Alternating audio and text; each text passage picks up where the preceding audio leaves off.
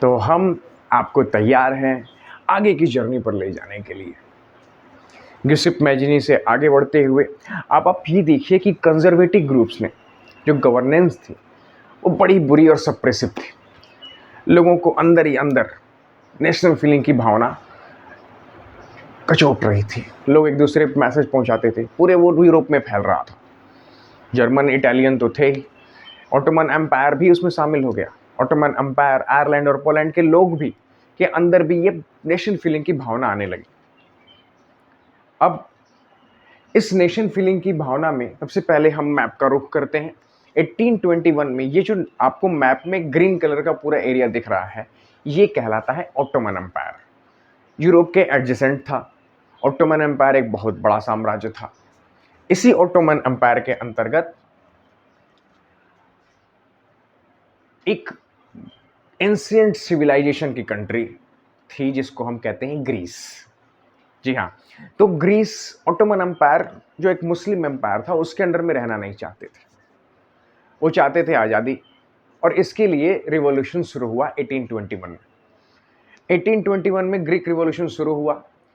इनको मदद कहाँ से मिल रही थी? बाहरी जो ग्रीक लोग थे उनसे मदद मिल रही थी, और जो लोग एंशिएंट सिविलाइजेशन, यूनान का जो सिविलाइजेशन, ग्रीस का सिविलाइजेशन पुराना, उसके साथ सिंपैथी रखते थे, वो भी इसमें मदद कर रहे थे। जैसे आप एक इंग्लिश पोएट, इंग्लिश बायरन की बात कर लीजिए। लॉर्ड बायरन इंग्लिश पोएट थे। इन्होंने ग्रीस वार के इंडिपेंडेंस के लिए फंड्स जुटाए, और इस फंड्स की मदद से वो गए भी और उन्होंने कुछ लड़ाई में हिस्सा भी लिया, लेकिन बदकिस्मती से 1824 में इनकी मौत हो गई। और इनकी मौत के 8 साल बाद ट्रिटी ऑफ कॉन्स्टेंटिनोपल में ग्रीस को आज़ादी मिली ऑटोमन एम्पायर से। ये बेचारे देख नहीं पाए, लेकिन इनके काम ने, इनके जो पोएट, इनकी जो मदद थी, ये ग्रीस के लोगों के बहुत काम आई। अब ये सब तो ऑटोमन एम्पायर में चल रहा था। यूरोप में भी बिल्कुल यही स्थिति थी। जुलाई 1830 में रिवॉल्यूशन ब्रोक आउट हो गया, जिसको हम जुलाई रिवॉल्यूशन कहते हैं। और इन्होंने सबसे पहला काम क्या किया? बिल्कुल, जो फीलिंग इनके अंदर थी, जो कई से कचोट रही थी, 1815 में जिन लोगों ने मिल करके वापस बुर्बन डिनेस्टी को एस्टेब्लिश कर दिया था, फ्रेंच रिवॉल्यूशन की मेहनत पर पानी फेरते हुए, उसको इन्होंने वापस से बदला, और इन्होंने बुर्बन डिनेस्टी को 1830 में उखाड़ फेंका, हटाओ। लुई फिलिप के अंडर में फिर से एक कॉन्स्टिट्यूशनल मोनार्की स्टैब्लिश हुई। मोनार्की अभी भी है, लेकिन कॉन्स्टिट्यूशनल है। तो सबसे पहला इन्होंने काम किया बोर्बन डिनेस्टी को हटाने का। अब जो आग लगी है वो भागते भागते पहुंची। आग अब पहुंचेगी किंगडम ऑफ नीदरलैंड। याद है kingdom of Netherlands? Vienna treaty में फ्रांस के नॉर्थ में एक नया किंगडम बसाया गया था, किंगडम ऑफ नीदरलैंड। इसकी राजधानी ब्रुसेल्स थी, और ब्रुसेल्स में लोगों ने रिवॉल्यूशन ब्रोक आउट कर दिया बेल्जियम के इंडिपेंडेंस के लिए, और नतीजा बेल्जियम आजाद हुआ। तो आपने देखा जुलाई रिवॉल्यूशन,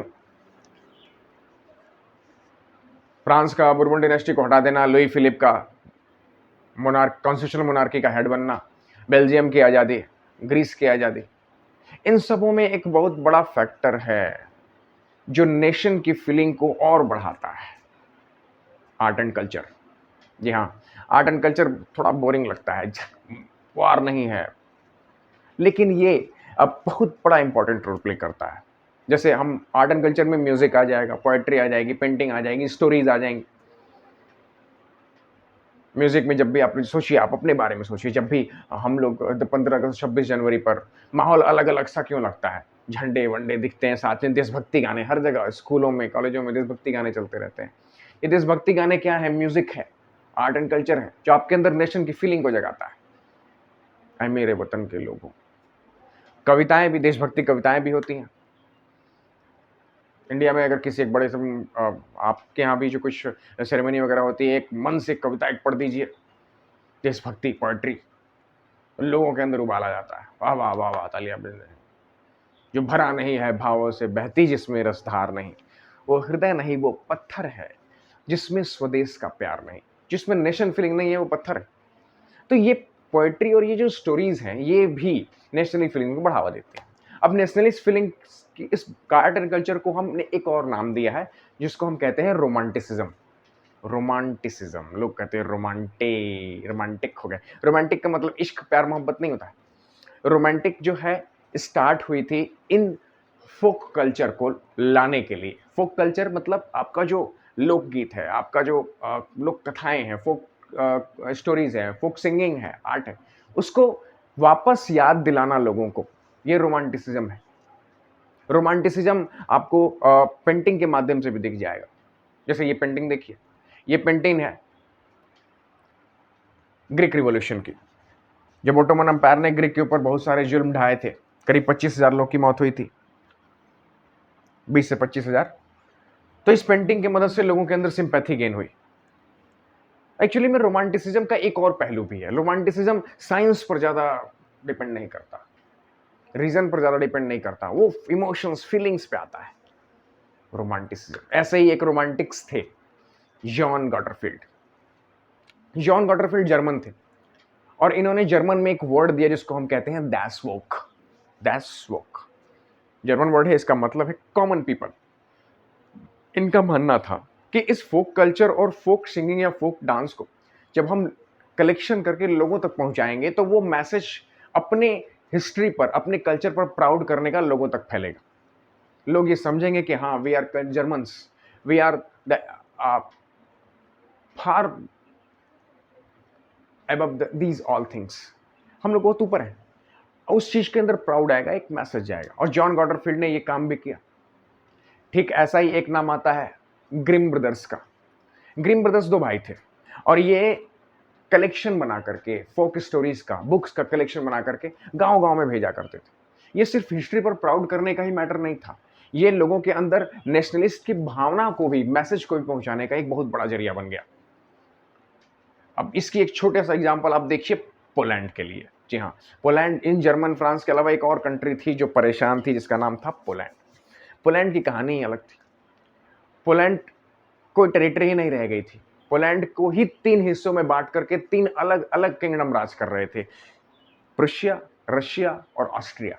प्रुशिया ने प्रुशिया जो जर्मन था, बाद में जर्मनी हुआ, उसने पोलैंड का एक हिस्सा ले लिया, ऑस्ट्रिया ने ले लिया था, रशिया ने ले लिया था। अब इन बंटवारे के बाद इनके आपस में कोई टेरिटरी तो बची नहीं थी, लेकिन बची क्या थी? वो फीलिंग था, वो पोलिश कल्चर था, वो पोलिश लैंग्वेज थी, वो पोलिश सिंगिंग थी। यह है कैरोल करपुंस्की। कैरोल करपुंस्की एक ओपेरा सिंगर थे। यही काम जो जॉन गॉटरफील्ड ने किया था, लोगों तक फोक कल्चर पहुंचाने का, इन्होंने ओपेरा के मीडियम से किया। ओपेरा गाते थे, फोक डांस करते थे, ऑर्गेनाइज करके लोगों तक इस मैसेज को पहुंचाया कैरोल करपुंस्की ने पोलैंड में। लैंग्वेज भी एक बहुत बड़ा हथियार है। रशियन डोमिनेंस में जो पोलैंड का हिस्सा आता है, वहां पर पोलिश लैंग्वेज का यूज लोगों ने रिवॉल्यूशन के लिए किया था। क्यों? क्योंकि रशिया ने कोई कसर नहीं छोड़ी थी, उन्होंने पोलिश लैंग्वेज का यूज ही बंद कर दिया था। आपको अगर चर्च में प्रार्थना करनी है, बिशप हैं, आप पादरी हैं, आप पोलिश नहीं बोल सकते, आप रशियन में करिए।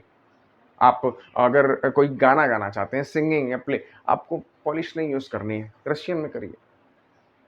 तो 1831 में पोलिश लैंग्वेज को हथियार बना करके लोगों ने एक रिवोल्ट किया। रशियन ने इसको बड़ी बुरी तरीके से दबाया, क्रश कर दिया, कुचल दिया। और क्रश करने के बाद जिन लोगों ने पोलिश लैंग्वेज को हथियार बना करके रशियन लैंग्वेज का यूज करने से मना किया था, उन बिशप, पादरी, क्लर्जी पीपल को इन्होंने पनिशमेंट देना शुरू किया। और पनिशमेंट कैसी होती थी? ये इनको अरेस्ट करके साइबेरिया भेज देते थे।